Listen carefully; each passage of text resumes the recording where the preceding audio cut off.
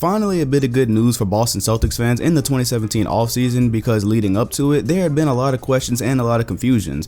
A lot of fans wanted Markelle Fultz, and then the first pick was traded for the third pick and they got Jason Tatum instead, which is a good pickup, but still people were kind of getting used to the idea that they were going to get Fultz. Pretty much all the biggest players got traded this summer and none of them went to the Celtics, although we were fully expecting to either get Jimmy Butler or Paul George at some point in time, neither of which happened, and then Blake Griffin re-signed with the Clippers. So after all these disappointing moves, the Celtics were down to one last chance to get anything of value in free agency, and that finally ended up happening when Gordon Hayward decided twice yesterday to leave the Utah Jazz. Of course, this means Boston has now got an all-star small forward, which they desperately needed. And speaking of all-star small forwards, I actually got some more merchandise if you guys want it. Last episode we were selling Westbrook merchandise along with some Kawhi, LeBron James, and James Harden, and today we got Kevin Durant. And if you're still pissed off at Kevin Durant's decision, you can get one of Kobe Bryant as well. Just like last video, I'll leave all the links in the description and the comment section, and there's one right on the video so you can follow that one as well.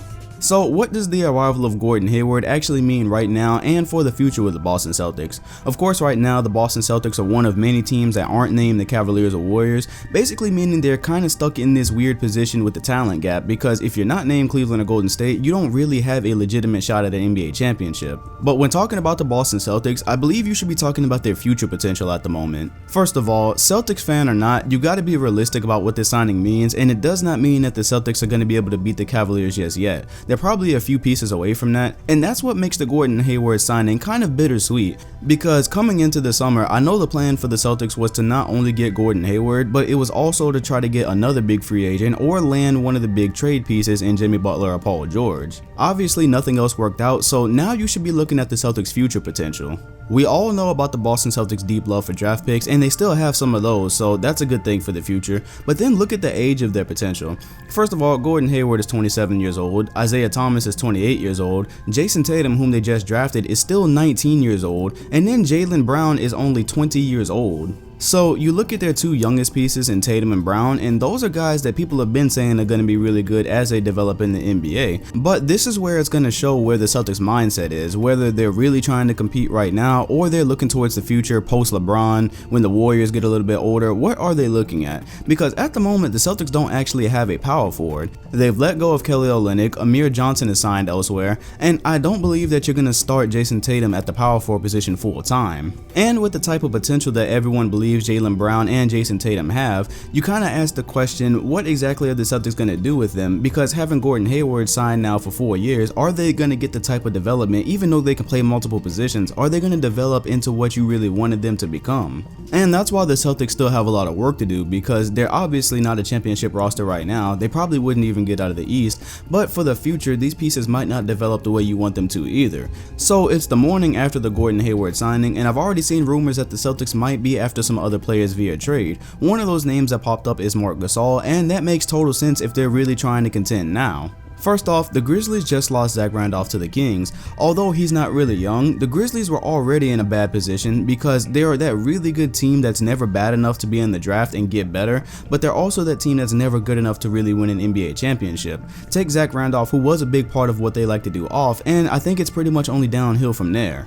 If the Grizzlies are never going to get better through the draft and they're just going to play these stars through their careers without ever getting anywhere, they might look to trade them, and if they look to trade Marc Gasol for one of the Boston Celtics young pieces, it almost makes sense for both sides. For the Grizzlies, they could have a cornerstone to build around that they would never get otherwise, and for the Celtics, they would get closer to that complete roster they're looking for, because right now they do need a big man. They don't have a power forward, but if you did get Marc Gasol, you could slide Al Horford to the power forward position, and then you could have Marc Gasol at the center position. So that's a team potentially sporting Isaiah Thomas, Gordon Hayward, Al Horford, and Marc Gasol. I didn't mention Avery Bradley because I'm pretty sure if they were to make a trade, he would probably be a part of it. I'm pretty sure somebody would want him. And this trade has no framework right now. Obviously, it's just a rumor that's been discussed, so I'm just putting hypothetical situations out there. Say the young piece that the Grizzlies found enticing was Jaylen Brown, so they traded him and whatever other piece they had to trade. Now the Celtics could have Gordon Hayward slide over to the shooting guard position like we talked about earlier, and Jason Tatum can become your starting small forward.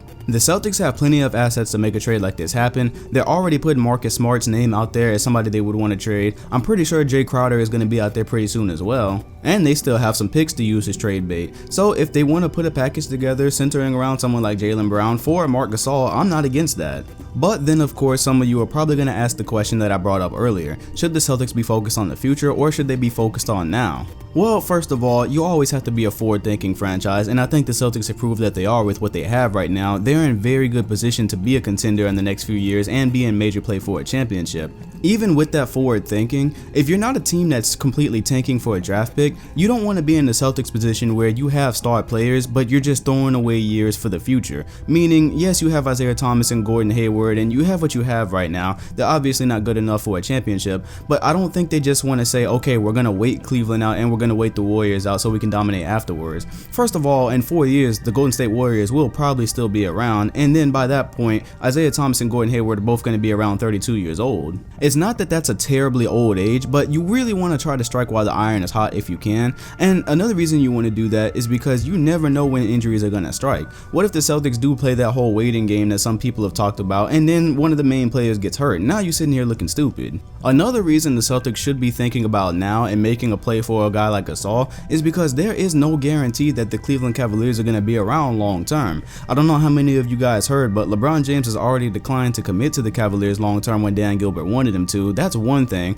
but the second thing is what I talked about. The Cavaliers have not gotten any better this offseason because they don't have the space to. They were in trade talks for Paul George. I still hear that Carmelo Anthony would waive his no trade clause to go to the Cavaliers if that were a possibility, but putting all that to the side, they have not gotten any better, and they're probably going to go to the finals again to play the Golden State Warriors, who retained all of their important pieces, by the way, and they're going to get smacked the same way they got smacked last finals. I don't know LeBron James personally, I don't know his ambitions, but I do ask you guys in the comment section, how long do you think LeBron is going to stay on the Cavaliers to lose to the same team every single year? He has the chance to be a free agent next summer, Chris Paul has a chance to be a free agent next summer, Carmelo Anthony can be a free agent next summer, and so can Dwayne Wade. I'm not saying all four of those guys are going to end up on the same team, but I am just showing you guys that there is the possibility that LeBron can create a really beastly team that may not be in the East if he feels like he needs to create something that can contend with the Golden State Warriors as he ends his career. He's already said he wants to compete for championships every year, and he said a few years ago that he would take a pay cut to play with guys like Chris Paul, Carmelo Anthony, and Wade.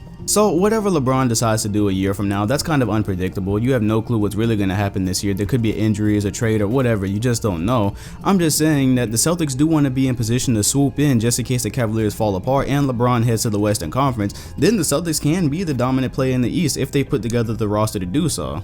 Another reason you want to try to use what you have right now if you're the Celtics is because, hell, if you do get someone like Gasol, now you are competitive with the Cavaliers. And you never know what's going to happen from year to year. Last year, Zaza Pachulia fell on Kevin Durant's leg, which could have easily ended his season, and that would have seriously hurt Golden State's title hopes. I'm not wishing injury on the Warriors, I'm not saying anything like that's going to happen. I'm just saying, in the event that it does, you want to be in position to be the next best thing out there. So as a Boston fan, I've been well aware for months now that they were a major player for Gordon Hayward, but I was never looking at Hayward as a single player that's going to push them past Cleveland and really put them into the stratosphere. I don't think any NBA fan in their right mind thought that. But in the event that we did get a Gordon Hayward and we missed out on all the other major players like Griffin and Jimmy Butler and Paul George, I was really just looking for this to set the Celtics up for the future, which it really has done. Because as I've discussed in this video, they still have the pieces to make another move in the next year or so to really make them a contender. You do have players that are very expendable at this point because you do have 4 small forwards, so you can get rid of 1 or 2 of them to try to get something that you really need. They have the draft picks to package with that to make it really enticing, so when it's all said and done, the Celtics have serious potential to be the best team in the East in the future. Whether that actually happens or not, we have no clue, because if you asked me a couple of months ago, I was fully convinced the Celtics were about to get Hayward and another superstar. Didn't know who it was, but I thought it was going to happen, and it didn't.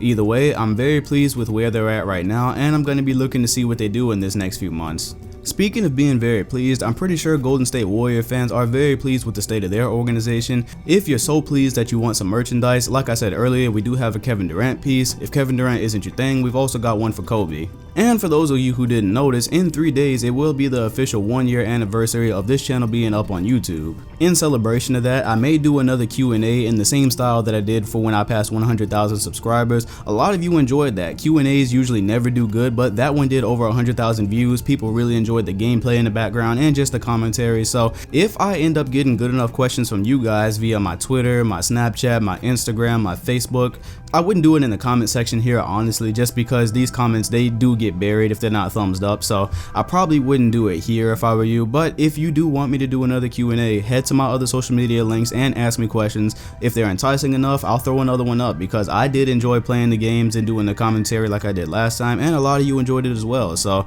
keep that in mind.